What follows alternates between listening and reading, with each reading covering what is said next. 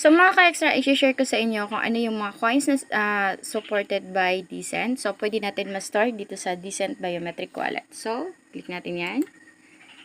So ayan mga ka-extra.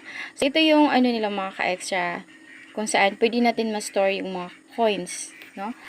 Isa dito is Bitcoin, no? Yan mga ka-extra, isa sa mga major coins na nasa wallet, no? So pwede siya ma-store sa biometric wallet.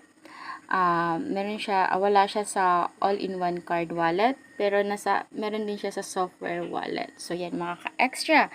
So meron din sa isa Ethereum or ETH, or nasa biometric wallet siya. Tapos meron din siya sa all-in-one card wallet type at sa software wallet mga ka-extra. At meron din dito sa RSK Smart Bitcoin.